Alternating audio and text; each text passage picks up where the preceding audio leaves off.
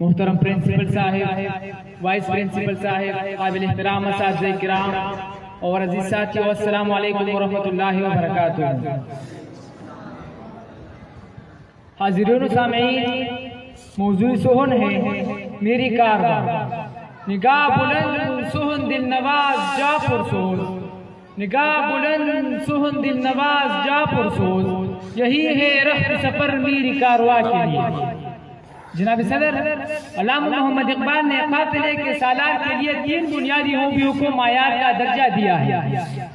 قافلے کا سردار یا سالار کے پیش نظر بلند مقاصد ہوں گے، اس کے الفاظ میں جاذبیت اور تاثیر ہو کے سننے والوں کے دل میں اتر جائے، ان کے روح کو تڑپا دے اور اہل قافلہ کے ہر فرد کے جذبات و احساسات فلاح و بہبود کا دل و جان سے خیال رکھے، اس کے قول و فعل میں تضاد نہ ہو، اس کے دل میں ہر ایک فرد کے لیے سچی تڑپ ہو۔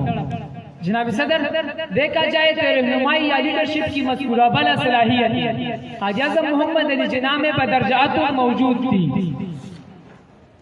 آپ کے سامنے مسلمانوں کے لیے ایک الگ ریاست کا قیام کا مقصد تھا، آپ کے الفاظ میں تاثیر تھی، آپ کے کردار میں کوئی تضاد نہیں تھا، آپ جرأت و استقلال کا پے کرتے اور آپ کے دل میں اسلامیان ہند کے لیے درد تھا۔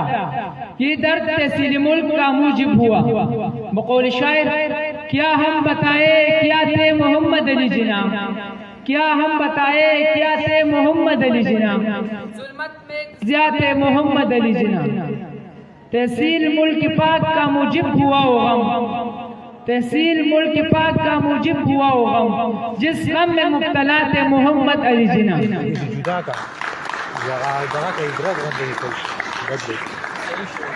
جناب صدر، یہی وجہ تھی کہ بری صغیر کا پیر و جواب کا دیوانہ تھا۔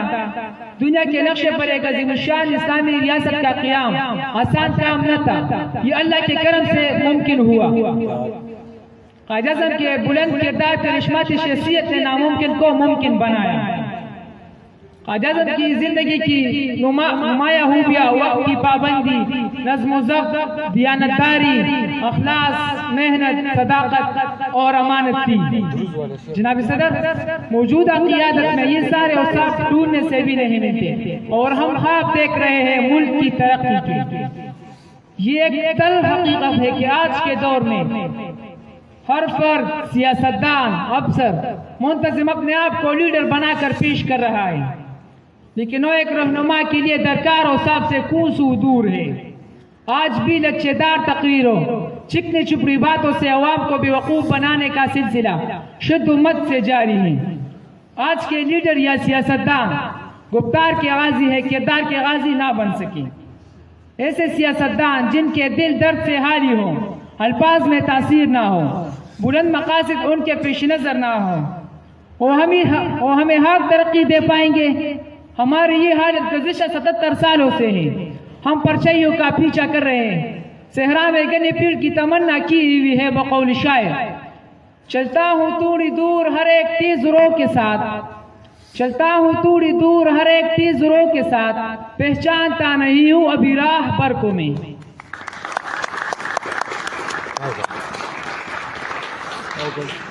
جناب صدر، ملک عزیز کو سیاسی، معاشی اور اخلاقی بحران سے نکالنے کے لیے عظیم قائد کی تعلیمات کو مشعل راہ بنانا ہوگا۔